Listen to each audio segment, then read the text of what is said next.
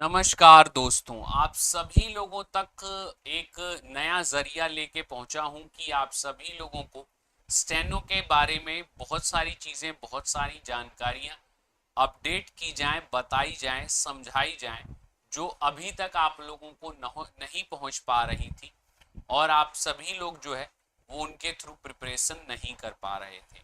तो आज का सेशन आप सभी लोगों के लिए काफ़ी इम्पोर्टेंट होने वाला है, क्योंकि आज के सेशन के अंदर सबसे ज़रूरी जो कि एसएससी स्टेनोग्राफर की तैयारी करने वाले बच्चे रहते हैं, वो कहते हैं कि सर कितनी ही सैलरी मिल जाएगी, कितना ही क्या ही हो जाएगा, कितनी ही सैलरी मिल जाएगी, हम क्यों पढ़ लें इसको, क्या कर लेंगे कि इतनी सैलरी मिल जाएगी, स्टेनो सीख के क्या ही हो जाएगा।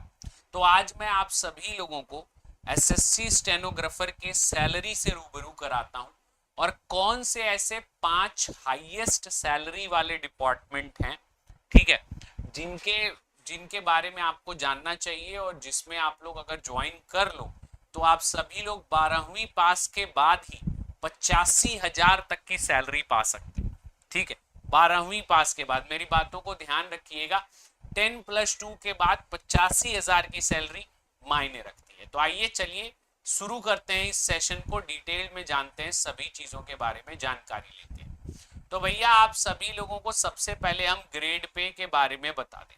ठीक है, सबसे पहले ग्रेड पे के बारे में बता दें तो हाईएस्ट सैलरी डिपार्टमेंट्स, ये बात करेंगे हम, हाईएस्ट सैलरी के कौन कौन से डिपार्टमेंट्स हैं, ठीक है, और कौन से सेक्शन में, तो एसएससी स्टेनोग्राफर में। ठीक है, एसएससी स्टेनोग्राफर में हाईएस्ट सैलरी वाले कौन कौन से आपके सेक्शन होंगे। ठीक है, तो सबसे पहले हम इसमें बात करते हैं ग्रेड पे की। ठीक है, तो स्टेनो के अंदर आपका दो ग्रेड आपको देखने को मिलता है, एक आपका ग्रेड सी देखने को मिलता है और दूसरा आप सभी लोगों का ग्रेड डी देखने को मिलता है। ठीक है, तो अगर हम ग्रेड सी की बात करें तो इसमें दो पे स्केल आपको अवेल होता है, एक आपका जो है 4200 ग्रेड पे होता है, एक 4200 ग्रेड पे होता है और एक आपका 4600 ग्रेड पे होता है। ठीक है, तो 4200 ग्रेड पे में आपकी जो सैलरी होती है वो लगभग आपका 80 से 85 के ऊपर होती है, 80 से 85 के। और 4600 ग्रेड पे में जो आपकी सैलरी होती है वो लगभग आपकी 70 से 75 के की होती है, 70 से 75 के की आपकी सैलरी होती है। और अगर हम ग्रेड डी की बात करें तो ग्रेड डी में आप सभी लोगों का जो है 2400 ग्रेड पे आपका जो है इसमें रहता है। ठीक है, 2400 ग्रेड पे होता है, तो 2400 ग्रेड पे में जो आपकी सैलरी आपके पास होती है वो लगभग आप सभी लोगों की 45 के टू 50 के होती है। ठीक है, तो इन दो ग्रेड्स के ऊपर आपका स्टेनोग्राफी के अंदर जो एग्जाम है वो आपका होता है।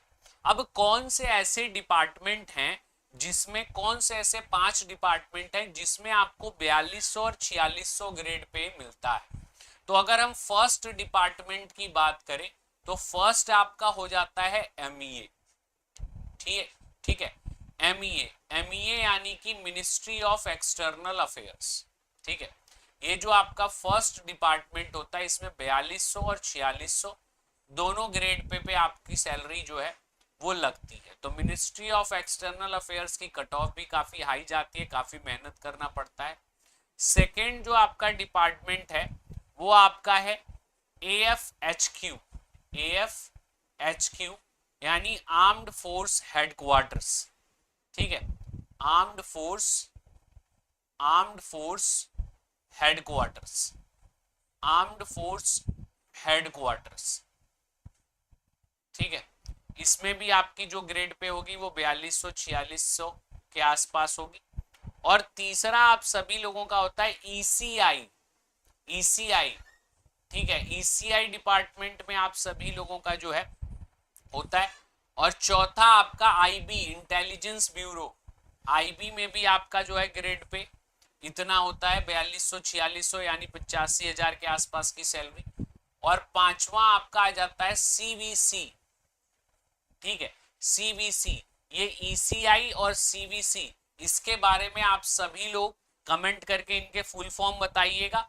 और अगर आप चाहते हो कि मैं ईसीआई सीवीसी की सैलरी के बारे में डिटेल में वीडियो बनाऊं, तो कमेंट सेक्शन में आप ये भी बताइएगा कि सर इसके बारे में क्या होता है, डिटेल में आप बताइए ये मंत्रालय कैसे वर्क करते हैं।